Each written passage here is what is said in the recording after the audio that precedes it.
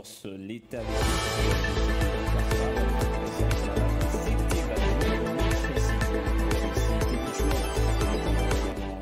centaines de mètres des câbles électriques en cuivre et qui ont été sectionnés, emportés nuitamment par des malfrats au niveau du tunnel et l'entrée de la ville de Lubumbashi.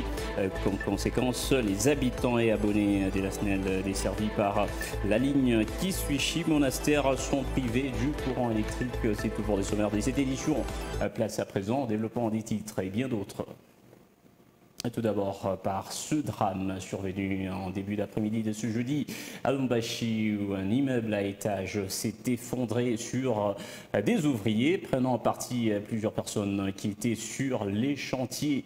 Le bilan fait état d'une personne morte et plusieurs autres coincés encore sous les décombres. Des secours étaient toujours mobilisés jusque dans la soirée pour tenter de sortir d'éventuels survivants. Dessous des gravats, David Kabamba et Maurice Mouyassé étaient sur place.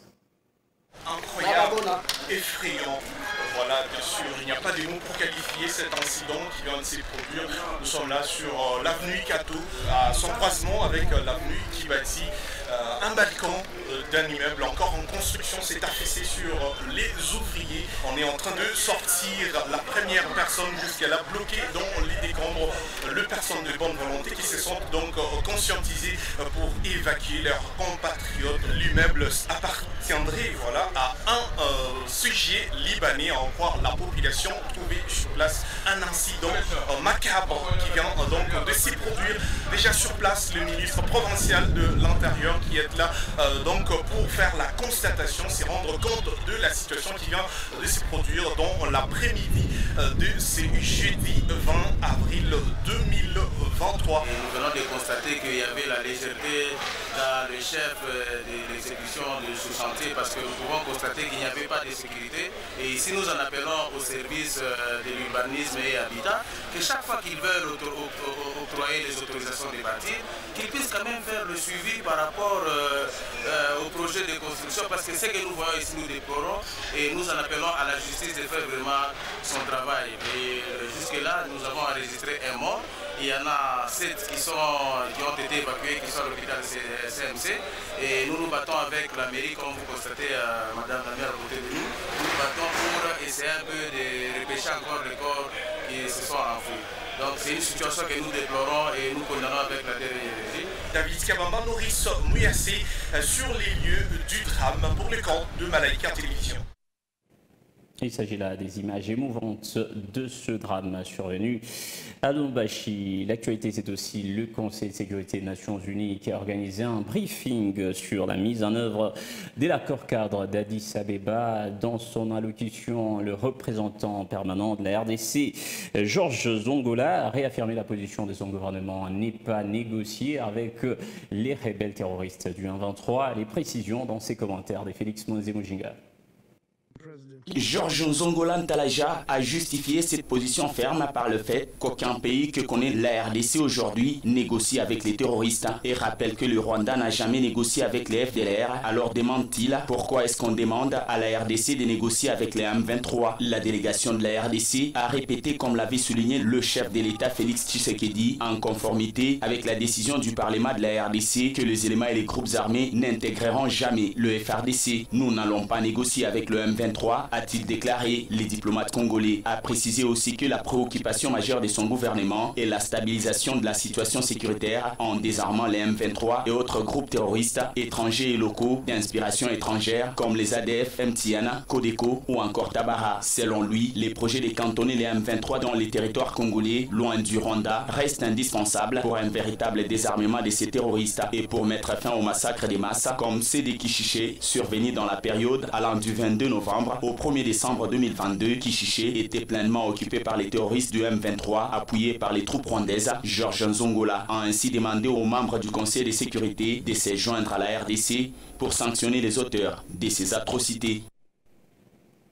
Et en ce jeudi 20 avril, au Salon Rouge de l'hôtel Fleuve Congo, le Premier ministre Jean-Michel Sama-Lukonde a donc pris part à la première réunion du cadre national des concertations des parties prenantes au secteur. Ce forum a pour objectif de réfléchir sur la modernisation de l'exploitation minière artisanale en République démocratique du Congo et les précisions dans cet élément. Ce forum réunit plus de 150 participants qui vont discuter des défis de la modernisation de l'exploitation minière artisanale à RDC.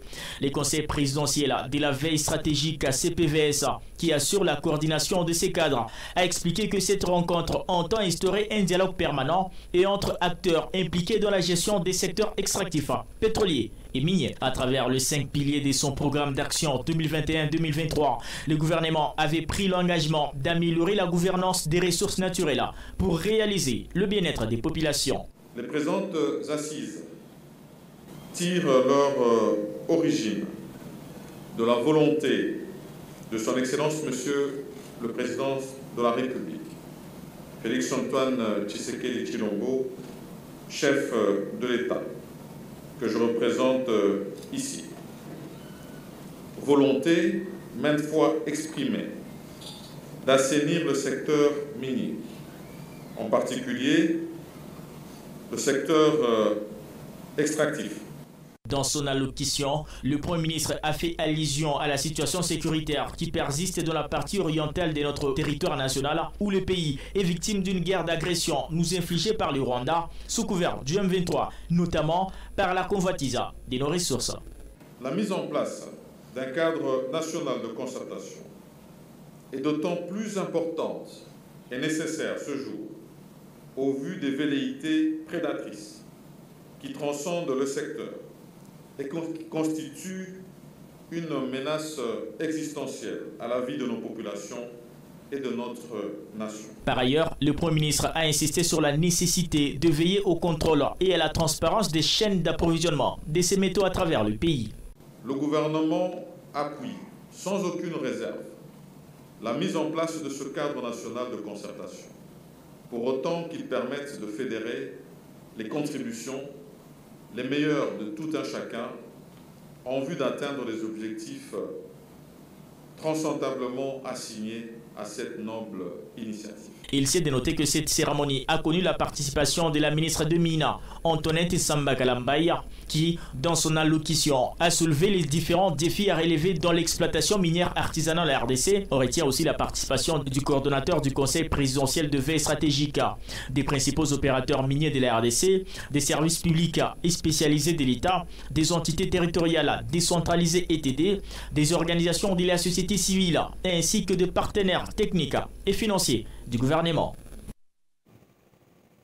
Et à travers son secrétaire général reçu par le Premier ministre Jean-Michel Sama-Lukonde, l'Organisation des États d'Afrique, des Caraïbes et du Pacifique a exprimé sa solidarité envers la République démocratique du Congo et a encouragé le gouvernement dans ses efforts pour la paix et la sécurité dans la partie Est, mais aussi sur l'ensemble du territoire national. Joseph Kango nous en fait le point. En ce jour de travail à Kinshasa, le secrétaire général de l'Organisation des États d'Afrique, des Caraïbes et du Pacifique, M. Georges Rebello, a été reçu le 19 avril 2023 par le Premier ministre Jean-Michel Sama-Lukonde à la primature, conduit auprès du chef du gouvernement par le vice-premier ministre, ministre des Affaires étrangères Christophe Lutundula Apala. Ce haut responsable de l'Organisation des États d'Afrique, des Caraïbes et du Pacifique était venu exprimer de vive voix la solidarité de son organisation à la République démocratique du Congo, surtout en cette période où sévissent des atrocités dans l'est du pays causées par l'agression rwandaise sous couvert des terroristes du M23. Le secrétaire général de cette organisation a aussi encouragé le chef du gouvernement congolais dans ses efforts pour la restauration de la paix et de la sécurité sur l'ensemble du territoire national. La République démocratique du Congo est un membre important au sein de l'OIACP, l'organisation que je dirige. Nous suivons très attentivement toutes les réalités politiques que la République démocratique du Congo traverse. Il était donc important à la fois féliciter les initiatives de son Excellence, Monsieur le Premier ministre du gouvernement en particulier, en ce qui concerne la consolidation de la paix en République démocratique du Congo, Je crois que quand un membre de l'OACP a des problèmes et qu'il est malade, ça touche tous les membres de l'OACP. Et donc, pour nous, c'était très important de manifester notre solidarité auprès du gouvernement de la République du Congo. Le haut responsable de l'Organisation des États d'Afrique, des Caraïbes et du Pacifique a par ailleurs félicité le Premier ministre Jean-Michel Sama Lukonde pour la manière dont il conduit les affaires de l'État au sein de son gouvernement, signalant qu'au cours de ces entretiens, le Premier ministre Jean-Michel Sama Lukonde a été informé de l'accord de partenariat entre l'OEACP et l'Union européenne, négocié depuis 2018, mais qui n'est pas encore signé. Le Premier ministre s'est montré très réceptif vis-à-vis de son interlocuteur, qui l'a encouragé de continuer sur la voie de conclure cet accord avec l'Union européenne. Il a également remercié pour la sensibilité que l'OEACP a par rapport aux problèmes que la RDC traverse en termes de paix et de solidarité. Cet accord, nous l'avons négocié depuis 2018 et puis nous l'avons paraphé en 2021 et jusqu'ici il n'est pas encore signé. Il y a des initiatives qui nous indiquent que l'accord sera éventuellement signé. Donc cela est très important pour l'ensemble de nos pays. Donc ce qui fait que ça renforce d'une part la relation de coopération et de partenariat que nous avons avec l'Union européenne, mais ça permet également de pouvoir rentrer dans la nouvelle ère de cet accord. Direction à l'Université de Kinshasa. L'Université de Kinshasa est à l'occasion du colloque scientifique. Le ministre de la Communication et des Médias, Patrick Muyaya, lors de son allocution devant les étudiants, mercredi 19 avril dernier, soulignait l'importance de l'engagement des jeunes dans la sauvegarde de leur nation contre les hostilités rwandaises. Cet événement est porté sur le thème la RDC dans le monde de 2023. Chadra Kaila et Ghislain Bafouinier nous en font le point. Le ministre de la Communication et Médias s'est particulièrement concentré sur les sous-thèmes « Défendre la partie », une analyse de la guerre de l'Est de la République démocratique du Congo lors de son allocution, alors que le thème général portait sur la République démocratique du Congo dans les mondes 2023. Patrick Muyaya a commencé par se plonger dans l'histoire des conflits de longue date qui sévit dans la région depuis plus de 20 ans. Il a souligné le multiples fronts, notamment militaires, diplomatiques, économiques, juridiques, que le gouvernement utilise pour mettre fin à l'agression en cours. Le représentant du gouvernement Dessama a également réfuté le prétexte évoqué par le président rwandais Paul Kagame pour justifier l'agression contre la nation de Lumumba. En outre, Muyaya a souligné l'importance de l'engagement de la jeune génération dans la défense de sa patrie. En ce qui concerne les financements et les ressources, le ministre des Communications a souligné l'importance de l'engagement des jeunes à apporter les changements et à comprendre les problèmes qui se posent. J'ai vu dans la salle, dans leur attitude, qu'on peut compter sur leur patriotisme pour nous appuyer dans cette action, car c'est dans l'unité que nous serons en mesure de vaincre l'ennemi qui est bien identifié. Un autre invité dans ces colloques, le professeur Chibangu Kalala, s'est beaucoup penché sur l'histoire des frontières séparant la RDC et le Rwanda. Il faut noter qu'à cette occasion et au cours d'une matinée scientifique, le Légal Café a remis à Patrick Muyaya un certificat de mérite ainsi qu'une écharpe ornée de son effigie et de son nom. C'est en guise de reconnaissance du travail remarquable qu'il a accompli dans ce ministère. Au chapitre de célébration, des milliers de fidèles musulmans du monde entier s'apprêtent à célébrer la fin du mois des Ramadans dans quelques heures ici à Lubumbashi. C'est seulement l'apparition de la lune qui est attendue pour que cet événement ait lieu et un culte d'ensemble est prévu à l'esplanade du bâtiment du 30 juin. Mais en attendant cela, ici à Lubumbashi, les vendeurs des chèvres et moutons, en tout cas les préparatifs vont bon train car ils reçoivent déjà des clients musulmans pour les préparatifs de cette fête de la fin du mois des Ramadans. Les précisions dans ces images et commentaires de Marcel Kataya et Prince Chingam. Le mois des Ramadans ayant démarré le 22 mars dernier peut se clôturer ce vendredi 21 avril 2023, sauf changement des dernières minutes, car tout dépend de l'apparition de la lune, indique l'imam Aladji Ngoy. Et comme nous gênons 29 ou 30 jours, aujourd'hui déjà, au regard du calendrier linéaire, je crois que nous allons observer l'apparition de la lune et que demain, nécessairement, nous allons prier notre fête de la fin du mois de Ramadan. Et notre fête ici à Lubumbashi sera célébrée au bâtiment du 30 juin, comme toujours, et au bâtiment du 30 juin à partir de 8h30. Il y aura quand même des mosquées qui vont avoir des moyens de transport, et pour d'autres, c'est mieux de venir, même à pied, au bâtiment du 30 juin, parce que vous aurez la grande récompense. Plusieurs marchés des chèvres et moutons de Lubumbashi sont prêts à accueillir avant et pendant la Eid el-Fitri les musulmans qui veulent égorger les animaux pour bien célébrer la clôture de leur mois sacré des jeunes. François Kapend est un vendeur de petits bétail au marché de Kambalondo.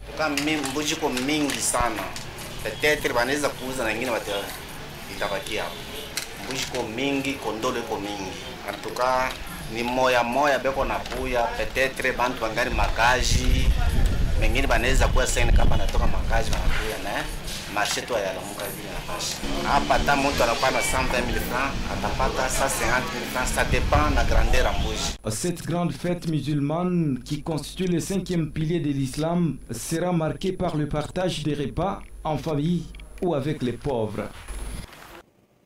Parlons à présent de la hausse vertigineuse du prix de la farine de maïs sur le marché louchois qui n'est pas resté sans conséquence. Elle a aussi engendré la hausse d'autres produits alimentaires tels que l'arachide et la patate douce. C'est, disons, le coût de ces tubercules et oléagineux souvent utilisés dans la gastronomie locale n'est pas resté le même depuis un temps à cause de cette hausse du prix de la farine de maïs. Les précisions dans ce reportage de Graciel Kabanga et Martin Scabea. La hausse vertigineuse des produits de première nécessité sur le marché louchois devient de plus en plus inquiétante. À la flambée des prix de la farine de maïs, le commerce de mortels faisait recours à d'autres aliments tels que le patate douce et arachide. Selon les constats effectués au marché du peuple, à hauteur de l'arrêt des bus Kabwe-CCA, sur le boulevard Moussiri, la quantité de patates qui s'est négociée à chaque récolte à 1000 francs revient actuellement à 5000 francs congolais. Et les seaux des arachides qui coûtaient 2500 francs congolais revient aussi à 5000 francs. Les vendeurs et vendeuses trouvés dans ces lieux de négoce expliquent les causes. Comment mes enfants vont vivre? Car il y a hausse des prix de toutes choses. Un sac de patates douces aujourd'hui se négocie à 100 000 francs. Quand nous arrivons au niveau du péage, nous payons encore. Un seau d'arachide coûte 7500 francs. Voilà, maintenant je prends mes marchandises à crédit. Que faire pour s'en sortir? Je n'ai pas du choix. Le prix de farine de maïs a haussé sur toute la province. C'est ce qui justifie aussi l'augmentation des prix des différents articles. Les acheteurs ne savent à quel sens c'est voué, car la situation va de mal en pis. C'est dû au taux de dollar. Parce que nous, chez nous ici au Congo, souvent nous dépendons avec le dollar. Si on essaie un peu de baisser le taux de dollar, je pense que la vie va aussi aller de l'avant. Nous ici au Congo, toutes choses que nous mangeons, on ne produit pas. Donc ça provient de la Zambie. Maintenant pour aller en Zambie, il faut chercher le kwacha ou bien le dollar. La hausse du prix des produits de première nécessité à travers la province du Haut-Katanga inquiète au plus haut point la population. Et je le disais tantôt au sommaire, plusieurs centaines de mètres des câbles électriques en cuivre ont été sectionnés, emportés par des malfrats nuitamment. La scène s'est déroulée au tunnel de l'entrée de la ville de Lubumbashi. Comme conséquence, les habitants et même abonnés de la SNEL desservis par la ligne Kiswichi-Monastère sont privés du courant électrique, déplore ainsi le directeur sous-régional, encore le directeur régional sud de la SNEL dans ce reportage de Marcel Kataya et Roli Lokinda. C'est un vol qui a occasionné des perturbations dans la desserte en énergie électrique, notamment à une bonne partie de l'entrée de la ville de Lubumbashi. Des inciviques ont commencé par mettre le feu aux câbles percés moyenne tension au niveau de la montée de la ligne. Ces inciviques qui ont emporté à peu près 700 mètres de conducteurs en cuivre au niveau du tunnel de l'entrée de la ville vers l'aéroport ont opéré la nuit de mercredi à ce jeudi 20 avril 2023. Accompagné de quelques collaborateurs, le directeur régional sud AI de la Société nationale d'électricité SNEL SA, Jean-Marie Moutombongoy, est descendu sur les lieux pour s'imprégner de la situation. Nous avons constaté le vol d'abord de 700 mètres de conducteurs en cuivre nu, de 70 mm². Les câbles montés ligne au bas du poteau a été brûlé. C'est ce qui a provoqué les courts-circuits afin que ces incendies puissent emporter les conducteurs. Et je venais d'instruire les services pour qu'on puisse prendre les câbles lui-même qui est brûlé pour que nous puissions l'amener. Donc quand vous regardez, c'est l'incivisme et le vol à outrance. Nous sommes en train de nous battre pour qu'on arrive à stabiliser l'énergie électrique, la desserte sur l'ensemble de la ville. Et de l'entretemps, il y a les ennemis du gouvernement qui se mettent à détruire les infrastructures. Ce n'est pas correct. Quand vous regardez, on fait un effort pour acheter les consommateurs. De l'entretemps, il y a les gens aussi qui s'adonnent à saboter les infrastructures d'intérêt public.